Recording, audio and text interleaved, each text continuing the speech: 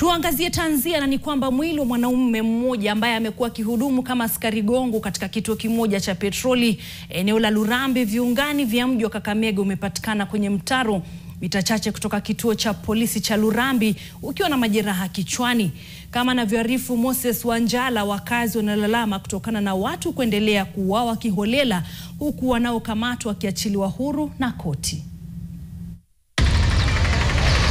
Wakazi wa eneo la Lurambi, kaunti ya Kakamega wameamkia kisa cha kustajabisha baada ya mmoja wao kuuawa usiku wa kuamkia leo na watu wasiojulikana.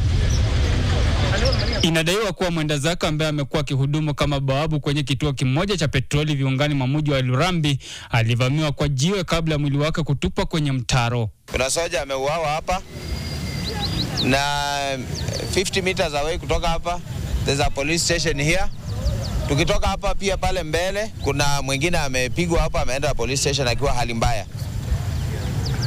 Na hii mambo yote inafanyika kwa sababu ya maaskari kuwa lenient.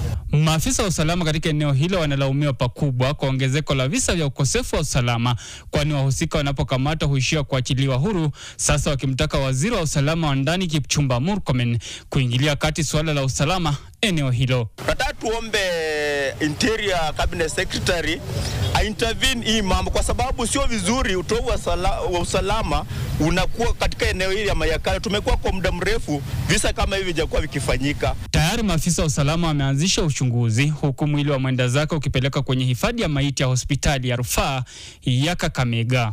So far tuna still tafuta leads kidogo na tujaribu kama pengine katika hiyo sehemu kutakuwa na CCTV cameras kwa one of the houses so that it can lead us kiazi. Moses Wanjala, NTV.